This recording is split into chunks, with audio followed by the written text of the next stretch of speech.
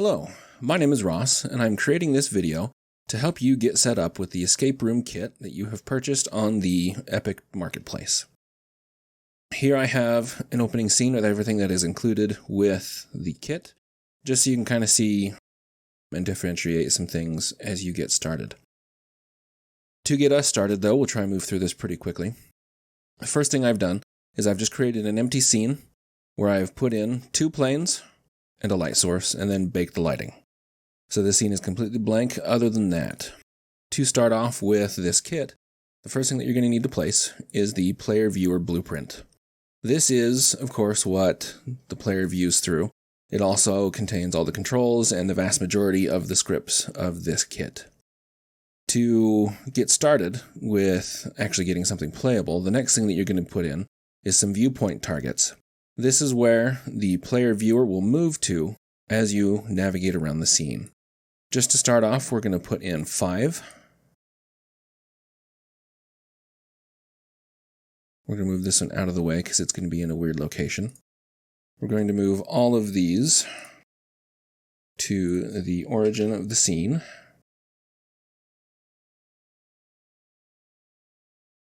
And then we're going to give each one a simple rotation so that they can look around the room. Make this one 180 to look at that other wall, and then this one will look this direction. So what happens here is that as we go through, and actually the first thing that you'll need to do is come to the player viewer and come here to the default section and set up which camera corresponds to which spot. There's an array that drives the rotation of the view around your scene, and you have to tell the script which camera is which. So first we're going to start off and just make that one at the top.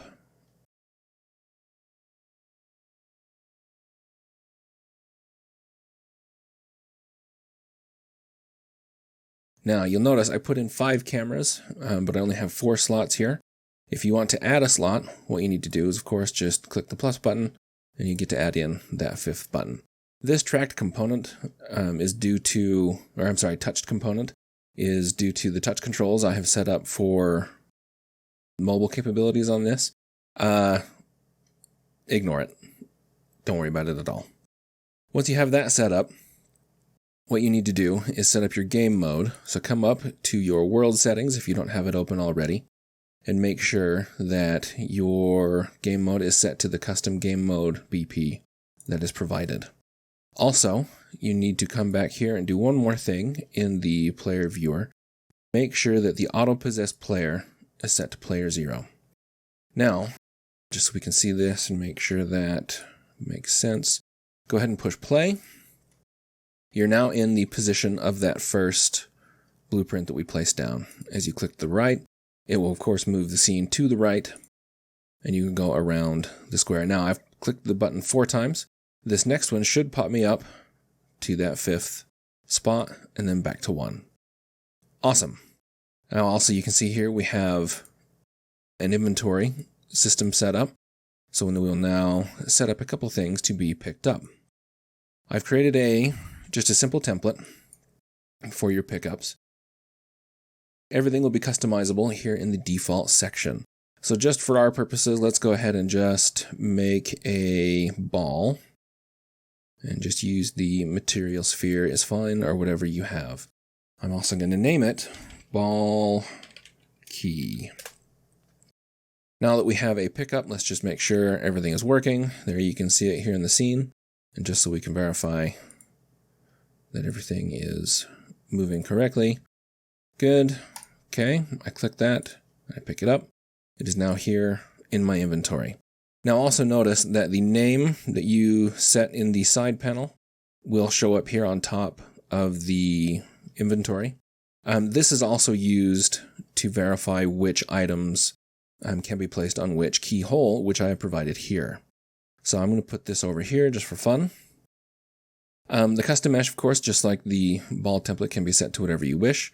The items that you want to be able to be placed on the keyhole should be listed here. Now, I've set it up so that you can add in several of these if you wish. But for now, we're just going to worry about the ball key. Now, you'll notice as I go in, actually, just so we can verify that everything's working properly, I'm going to put in a different pickup. We'll make it a pillar. That works. Name it pillar, and then we'll just leave it as the default for the inventory image. So that you are aware, when you have created your own custom keyhole and you want to move the location that your key item sets to, that is based off of this red arrow, which you can find and change in the details panel over here. Make sure you click on the arrow component, and then you are able to move the key wherever you wish. So up and down, left and right, and do whatever you would like to do. As we go to play this, I have the ball key here. I can turn around and I can pick up that pillar for some good reason.